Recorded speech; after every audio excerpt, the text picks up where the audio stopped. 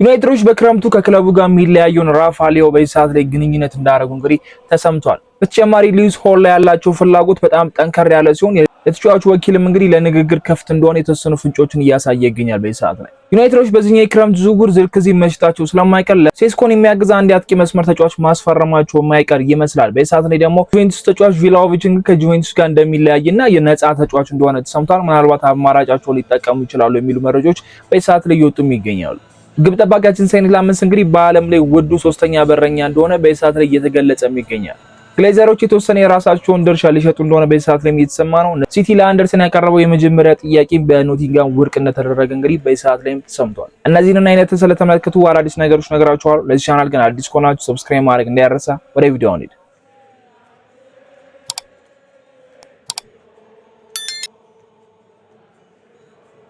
ሴኒ ላመንስ ባለፈው እንግዲህ በፕሪሚየር ሊጉ ምርጡ ፈራሚ ተብሎ እንደተነገረለት ሁላችንም ሰምተናል። ቪዲዮም ሰርቼላችሁ አይታችሁታል ብዬ አስባለሁና ከዛ በኋላ እንግዲህ አሁን ሬቶች እየወጡ ነበረ። ማን ነው የተሻለው ቁጥር አንዱ በረኛ፣ ከዛ ሁለት እንደዛ ከ1 እስከ 10 ድረስ እየወጣ ነበርና ሴኒ ላመንስ እንግዲህ በዳናሮማና በጋርሲያ በባርሳው በረኛና በሲቲው ዳናሮማ ተበልጦ እንግዲህ ሶስተኛው የዓለማችን ውዱ በረኛ ሆኗልና ይሄ ለዩናይትድ በጣም ትልቅ ነገር ነው። ገና በመጀመሪያ አመቱ ነው ይሄንን ነገር ማሳየት ይቻለውና ከእድሜውም አንፃር ከዚህ በኋላ በጣም ውዱ እንደሚሆን በጣም ይገመታለን ብዬ አስባለሁ። ሴኒ ላመንስ የነበረን እይታ እንደዚህ አልነበረም። በጣም ትልቅ የሚባል ነገር ለራሱም ለዩናይትድም ይዞን የመጣው ብዬ አስባለሁና ዩናይትዶች ረጅም ጊዜ ሊገለገሉት የሚችሉትን በረኛ እንግዲህ በቀላል ገንዘብ አግኝተዋል ብለን ማውራት እንችላለን። ብዙዎች ያልተስማሙበት ዝውውር ነበረ፣ ግን ሁላችንም ሰርፕራይዝ አድርጎናል። አሁን ላይ ደግሞ የዓለማችን ውዱ ሶስተኛ በረኛ በክለባችን የሚገኝ ሆኗልና ቀላል አይደለም። ባለፈው አመት እንዴት ዳናሮማን ዩናይትድ አያመጣም ገበያው ላይ ያለ ብለን ስንት ስንነጫነጭ እንደነበር ሁላችንም እናውቃለንና አሁን ተቀራራቢ የሆነ ቫሊ ኖራቸው እንግዲህ በደረጃ አንደኛና ሶስተኛ ላይ ተቀምጠዋል። ሁለቱም በረኞች ስንመለከታቸው ቀላል የሚባሉ በረኛ አይደለም። የባርሴሎና ጋርሲያውም ምን ድንቅ በረኛ እንደሆነ እናውቃለን። ዳናሩማን በተጨማሪና ሴኒ ላመንስ ከነሱ ያነሰ ልምድ ኖሮት እንኳን በእነዚህ አይነት ቫልዩ መቀመጡ ትልቅ ነገር ነው ብዬ አስባለሁና ትልቅ ነገር ነው ብዬ አስባለሁና ይሄ ዩናይትድ አሁን ለሚመጣ የዝውውር መስኩ ትልቅ መነቃቃት ይፈጥራል ብዬ አስባለሁና ከፍተኛ ዋጋ ማውጣት ብቻ ሳይሆን ተጫዋች ላይ ሞር ፖቴንሻሉን ተመልክቶ ወጪዎቹን ማውጣት የተሻለ ነገር ነው ብዬ አስባለሁ። ሌላኛው ዝርክዚ በክለባችን እንደሚለቅ በአጥብቆ እየተነገረ ይገኛል። ሮማ ፈላጊ እንደሆነ በደንብ እናውቃለን። ወደ ሴሪያ ተመልሶ የሚሄድ እድሉ ሰፊ ነው። ወይ ሮማ ወይ ጁቬንቱስ ተጫዋቹን የሚያስፈርም እድል አላቸው። ወኪሉም እነዚህን ክለቦች እንግዲህ የተወሰነ እያናገረ እንደሆነ ሰምተን ነበር። አሁን እውነት እየሆነ ይመስላል የዝርክዚ መልቀቅና ጁቬንቱስ ደግሞ በሰዓት ላይ ከቪላሆቪች ጋር ተለያይተዋል። ቪላሆቪች ባለፈው ክረምት ብታስታውሱ ከሆነ ሲስኮን ከማስፈረማችን በፊት ተጫዋቹ ራሱ ለዩናይትድ እያቀረበ ነበርና ዩናይትድ በቪላሆቪች እምነት ስላልነበረው ብቻ እንደ ቋሚ 9 ቁጥር አልወሰደውምና ተጫዋቹ በጁቬንቱስ ቤት የሚቀጥል ሆነ። ጁቬንቱስ በደንብ እያቀረበው ነበር ሌላ ክለቦችና ግን አሁን ላይ መለያየታቸው ተሰምቷልና ዩናይትዶች በዝርክዚ ኤጅ ላይ ብዙ አመት ሊገለገሉበት የሚችሉ ሴስኮ የሆነ ነገር ቢሆን እንደ አጋጣሚ ሊጠቀሙበት የሚችሉት አጥቂ በነፃ ሊያገኙት የሚችሉት አጥቂ አለ ብዬ አስባለሁና ቪላሆቪችን መጠቀም ይችላሉ። በዚህ በኩል ላንዶቭስኪ ማለት ላንዶቭስኪን ለሴስኮ ልምድ ለመስጠት ትልቅ ነው ብዬ አስባለሁና ግን ደግሞ ፕሪሚየር ሊግ ነው ካሰብነው ከላንዶቭስኪ ኤጅ ጋር የሚሄድ ነገር አይመስልም። ፍጥነት ያለው ነው። በጣም አግሬሲቭ የሆኑ ጨዋታዎች ሊኖርበት ይችላሉ።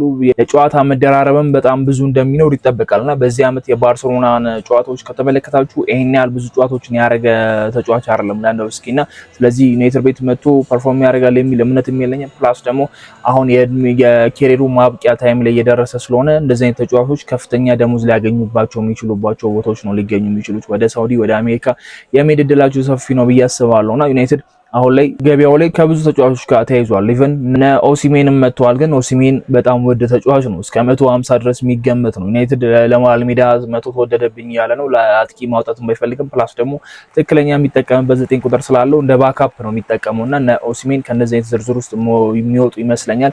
ለቪላሆቪች እና ላንዶቭስኪ እንደ አማራጭ የሚጠቀሟቸው ብዬ አስባለሁና ቪላሆቪች ይሄን ያህል ደሞዙ ውድ የሆነ ብዬ አስባለሁ። ወደ ዩናይትድ ለመዘዋወር ባለፈው ፍላጎት እንዳለው ራሱ ማሳይቶ ነበርና ዩናይትዶች አሁን ዝርክዚ የሚሸጡ ከሆነ ከነፃ የሆነውን ተጫዋች እንግዲህ በቀላሉ ማግኘት ይችላሉ ብዬ አስባለሁ። ምንም አይነት የዝውውር ገንዘብ አይኖርባቸውም። ያ ነገር ደግሞ ትንሽ ያቀለዋልን ብዬ አስባለሁና ዝርክዚ ከለቀቀ ዞሮ አጥቂ ማስፈረማቸው ስለማይቀል ከቪላሆቪች ጋር ሌሎች ክለቦች ድርድር ከመጀመራቸው በፊት የተወሰነ አድቫንቴጅ ቢወስዱ በጣም የተሻለ ነው ብዬ አስባለሁ። ሌላው እንግዲህ ራፋሊዮ ነው። ራፋሊዮ ከኤሲ ሚላን ጋር እንደሚለያይ እንግዲህ ባለፈው አሳውቀው ነበር። ዩናይትድ እና አርሰናል ለክለቡ ፈላጊ እንደሆኑ በጣም ሲነገር ቆይቷልና ተጫዋቹም በሁለቱ ክለቦች ላይ ፍላጎት እንዳለው ያሳውቃል። ለሁለቱም ክለቦች መጫወት እንደሚፈልግ ባለፈው በሰራላችሁ ቪዲዮ ከኢንተርቪዎቹ መመልከት እንችላለን ብዬ ነበርና አሁን ላይ ዩናይትዶች ከራፋኤል ጋር የተወሰነ ግንኙነት እንዳደረጉ እንግዲህ እየተሰማ ነውና የተጫዋቹ ዋጋ ዩናይትዶች ከቨር ሊያደርጉት የሚችሉት እንደሆነ በጣም እናምናለን። በባለፈው በጃንዋሪ ዝውውር ሲሜኒዮን ያጣንበት ገንዘብ 65 ሚሊዮን ፓውንዶችን መክፈል ዝግጁ ሆኖ ነውና አሁን ደግሞ 50 ሚሊዮን ነው የራፋኤል እየተባለ ያለውና ለሲሜኒዮ ያቀዱትን ገንዘብ ምናልባት ያወጣል ተብሎ ይጠበቃል እና ያን ዳያሞንድ ዝውውር ላይ እንግዲህ ራሳቸውን አግደለዋል። በዚህ በኩል ደግሞ የኤቨርተኑ ሴኔጋላዊ ተጫዋች ኒዲኤም አለ። እነሱንም በተወሰነ መልኩ እየተመለከቱት ነው። ግን ደግሞ ኤቨርተን ማይነካ ተጫዋች እንደሆነ በሰዓት ላይ እያሳወቀ ይገኛልና ገበያው ላይ የሚገኝ ፖቴንሻል ያለው የግራ መስመር አጥቂ ሰዓት ላይ ራፋኤል ነው ብዬ አስባለሁ። ከነ ያን ዳያሞንድ ውጪ ዩናይትድ ውድ ናቸው ብሎ ካሰባቸው ተጫዋቾች ውጪ ማለት ነውና ተጫዋቹ ዩናይትድን ብቻ ያናገራል ተብሎ አይጠበቅም። በሁለቱም ክለቦች የተወሰኑ ፍክክሮች ይኖራል። በአርሰናልም ሆነ ዩናይትድ በሰዓት ላይ የመሃል ሜዳውን ቦታ ከቨር ለማድረግ የተወሰነ ተጣምዷል። የራፋኤል ዝውውር ላይ ምን ያህል ይሄዳል የሚለው ነገር ምንመለከተው ነው። ተጫዋቹ የተወሰነ ንግግሮች መጀመራቸውና ትንሽ ቢሆን የሆነ ነገር ማጣራታቸው ትልቅ ነገር ነው ብዬ አስባለሁ። ራፋኤል ምንም አይነት ውሳኔ ከዓለም ዋንጫው በፊት ወይ ደግሞ ዓለም ዋንጫው ላይ ይወስናል ተብሎ አይጠበቅም። ከዓለም ዋንጫው በኋላ ፖርቹጋል ምን ያህል ርቀት ትሄዳለች ወይ ደግሞ ከዓለም ዋንጫው ከተጠናቀቀ በኋላ ነው ውሳኔውን የሚያስተላልፍ የተባለውና ዩናይትዶች ከዓለም ዋንጫው በፊት የሚጨርሷቸው የመሃል ሜዳ ተጫዋቾች አሉ። ከዛ በኋላ ደግሞ የራፋኤል ይሄን ያህል አሳሳቢ የሚሆን አይመስለኝም እና የሱ ዝውውር ከዓለም ዋንጫው በኋላ ነው ይጠናቀቃል ተብሎ የሚጠበቀው።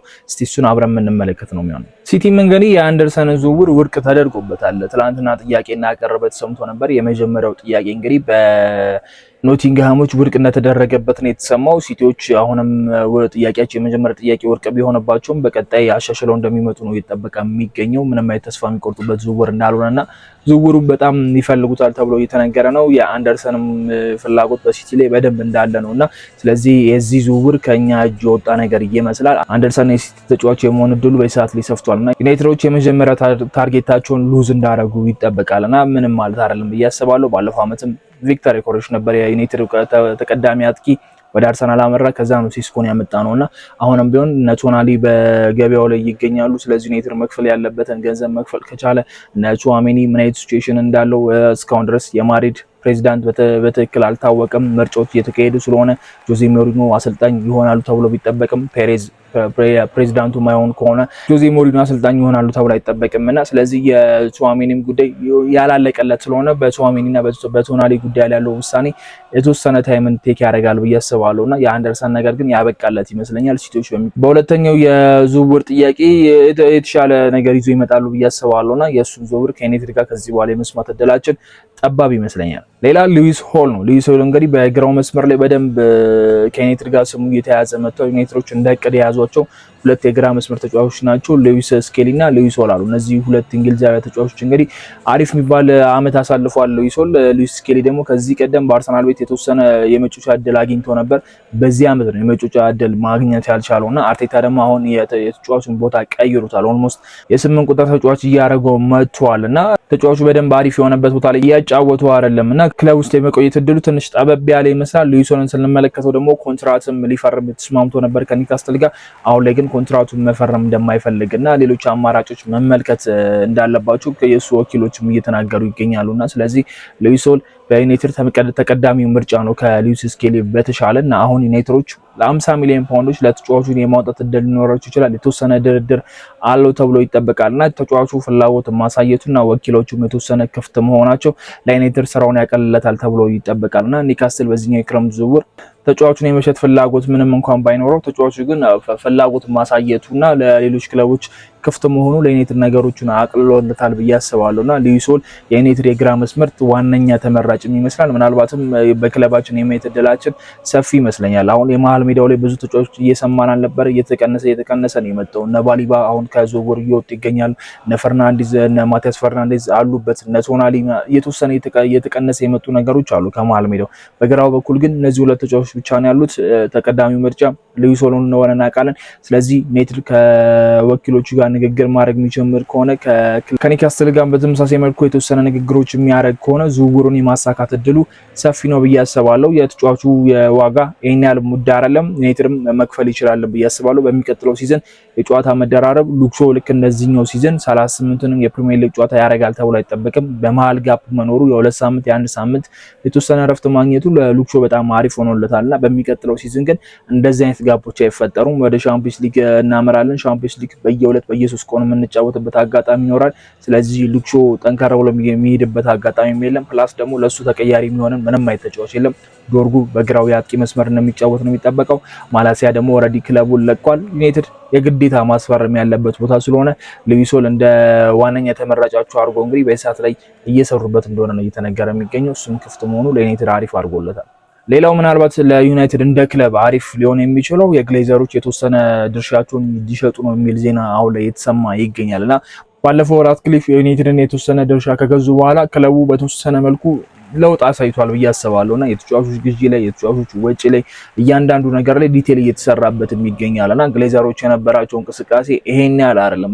በዝውውሩም ስንሰማቸው አይደለም የተባለውን ተጫዋች ሲገዛ ነበር። ተጫዋች ላይ ብዙም ጥናት አይደረግም ነበርና አሁን ኤኒሶች እንደሚያጠኑትና ተጫዋቾች ላይ ፎከስ አድርገው እንደሚሰሩት እያንዳንዱ ቦታ ላይ ተጨንቀው እንደሚሰሩት እየተመለከተን ነውና የግሌዘሮች የተወሰነ ፐርሰንታቸውን የተወሰነ ድርሻቸውን ለመሸጥ መወሰናቸው ለዩናይትድ ትልቅ በር ይከፍታልን ብዬ አስባለሁና ምናልባት የአረብ ባለሀብቶች የሚገቡበት ከሆነ ያንን ድርሻ በተወሰነ መልኩ የሚገዙት ከሆነ ዩናይትድ ትላልቅ ተጫዋቾችን ያለ ሀሳብ የሚገዛበት ትልቅ ገንዘብን የሚያወጣበት ልክ አሁን ባርሴሎና ልክ ሲፈቀደለት ፋይናንሻሊ 80 ሚሊዮን ፓውንድ ለአንቶኒ ጎርደን ምንም ሳይሰስት 100 ሚሊዮን ፓውንድ አልቫሬዝ ሊያወጣ እንደፈለገው ሁላ ዩናይትዶች በተመሳሳይ መልኩ ገንዘብ ለማውጣት የሚሰስቱበት አይነት እንትን አይኖርም ብዬ አስባለሁና በክለባችን ትላልቅ የሚባሉ ተጫዋቾች ወይ ደግሞ ስማቸው በባላንዶር እጭ ውስጥ የሆነ ተጫዋቾች ማየት ሁላችንም ፍላጎት አለን ብዬ አስባለሁና እነሱን ለማየት ደግሞ ከፍተኛ ገንዘብ ማውጣት ግዴታ ነው። ፕላስ ደግሞ ዩናይትድ እንደ ቡድንም አሪፍ የዋንጫ ቲም መሆን አለበትም ብዬ አስባለሁና እነዚህ የተወሰነ ድርሻቸውን ለመሸጥ መወሰናቸው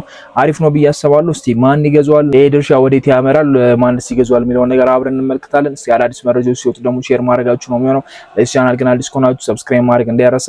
በቀጣይ እስከምንገናኝ ድረስ ይመቻችሁ።